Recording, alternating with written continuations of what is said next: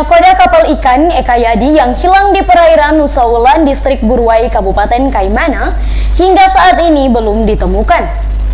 Tim gabungan Polair Polres Kaimana, Pos Angkatan Laut, dan Basarnas Kaimana dijadwalkan akan melakukan proses pencarian terhadap korban 24 Desember 2020 besok. Dan bagaimana persiapan proses pencarian terhadap nakoda yang belum ditemukan? Saat ini kita sudah tersambung dengan Kasat Polair Polres Kaimana, Ibtu Zainuddin Rumagoran. Selamat malam, Pak. Ya, selamat malam. Pak, dijadwalkan besok akan dilaksanakan upaya pencarian nakoda yang tenggelam. Mungkin bisa Bapak jelaskan sejauh mana persiapan yang sudah dilakukan? Persiapan yang telah kami lakukan, jadi rencana itu besok kami satu Polair Polres Kaimana dan bersama-sama dengan rekan-rekan dari Basarnas, kemudian dari Posal, itu rencana bisa bersama-sama kami langsung menuju ke TKP di perairan Nusa Wulan, Distrik Burwai. Persiapan yang sudah kami lakukan secara administrasi, kemudian BBM semua sudah kami siapkan, karena besok pagi itu airnya air pasang, sehingga mungkin kita tidak ada air pasang. Kita nanti secara sama-sama dari Posal, kemudian rekan-rekan dari Basarnas, sama-sama kita menuju langsung ke TKP untuk melakukan pencarian. Penyisiran, Pak, penyisiran akan difokuskan di lokasi kapal tenggelam pada besok hari.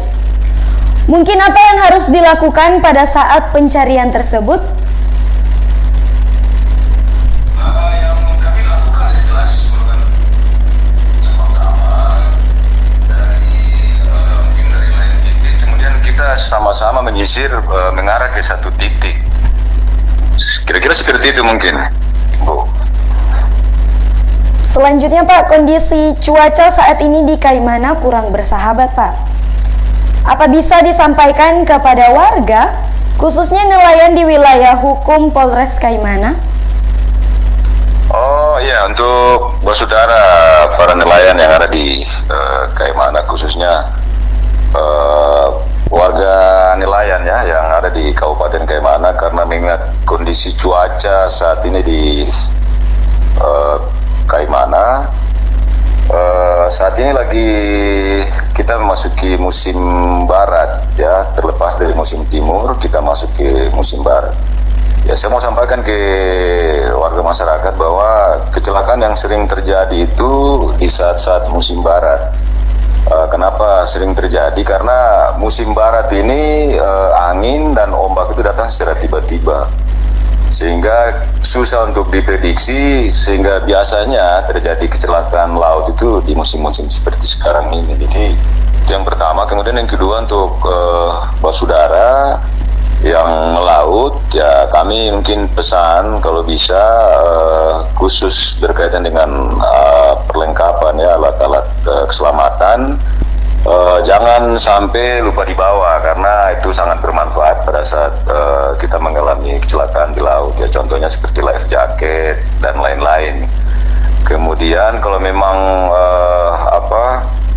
kapal yang perlu harus dilengkapi dengan alat komunikasi, ya wajib harus dilengkapi, sehingga pada saat terjadi apa-apa kita mudah untuk komunikasi. Contoh seperti yang kejadian sekarang ini, kami sampai dengan saat sekarang ini belum tahu kejadiannya. Memang betul kejadiannya di perairan Nusa Wulan, cuma titik koordinat TKP kami tidak bisa tahu, karena memang mungkin pada saat kejadian kapal ini ya kemungkinan besar tidak dilengkapi dengan alat-alat navigasi ya, salah satunya mungkin seperti GPS seperti itu. Jadi mungkin pesan kami untuk warga masyarakat Kaimana, karena sudah memasuki musim barat seperti sekarang ini, ya kami dari Satuan Polisi Perairan Polres Kaimana berharap agar Bapak Ibu, saudara dorang pada saat pergi melaut, alat-alat keselamatan jangan sampai lupa dibawa.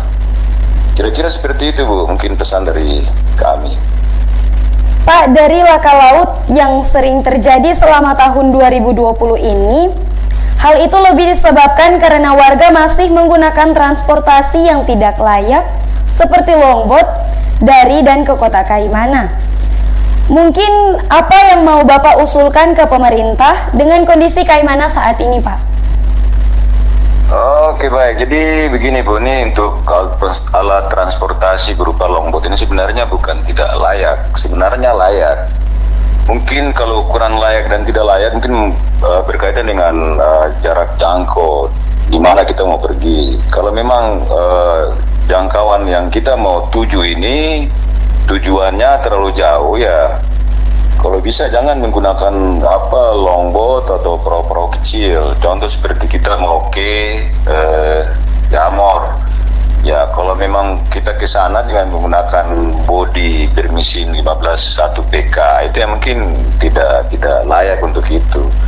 Kemudian kalau kita mau ke Nusa Ulang, itu kan jaraknya jauh. Kemudian ke Arguni Atas. Nah, itu kalau kita gunakan kapal-kapal kecil yang bermesin 15 PK itu mungkin tidak layak. Jadi mungkin itu yang perlu disampaikan. Ya, kemudian untuk ke pemerintah daerah, karena saat sekarang ini kan yang kita tahu kapal perintis yang ada di Kabupaten Kaimana yang melayani warga masyarakat di beberapa distrik ini baru satu kapal perintis. Jadi mungkin saran dari kami untuk pemerintah kalau bisa untuk ke depan ya kapal perintis ini mungkin diperbanyak sehingga memudahkan masyarakat yang dari kota mau ke kampung atau mau dari kampung ke kota, itu mudah untuk itu, sehingga pada saat-saat musim sekarang ini masyarakat lebih aman dan nyaman untuk